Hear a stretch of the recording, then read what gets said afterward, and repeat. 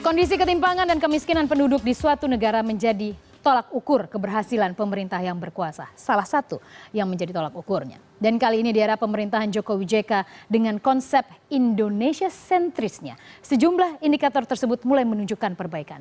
Apa saja upaya yang dilakukan pemerintah untuk menekan ketimpangan dan mengurangi angka kemiskinan?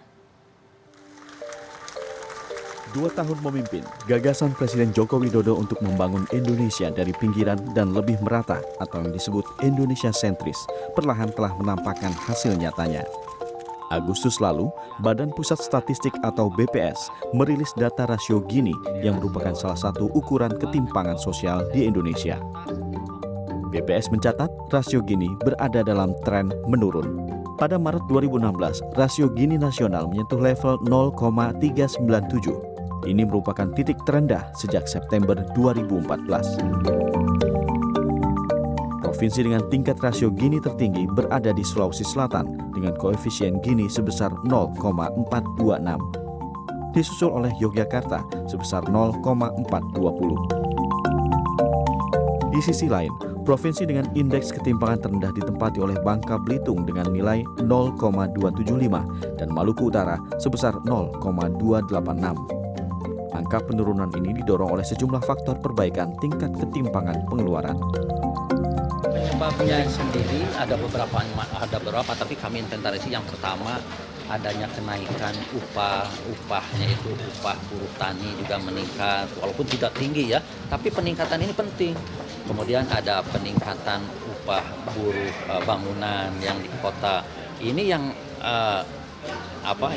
diakibatkan oleh pembangunan infrastruktur yang dilakukan oleh pemerintah kan gitu ya. Ada yang sekarang bekerja di pembangunan jalan, pembangunan jembatan, ini meningkat.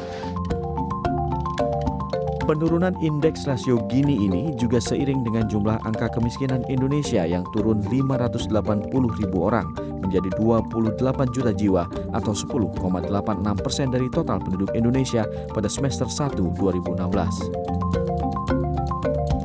Tidak hanya itu, tingkat pengangguran terbuka pada Februari 2016 mencapai 7,02 juta orang atau 5,5% dari populasi. Angka tersebut turun dibandingkan Februari 2015 yang mencapai 7,45 juta orang.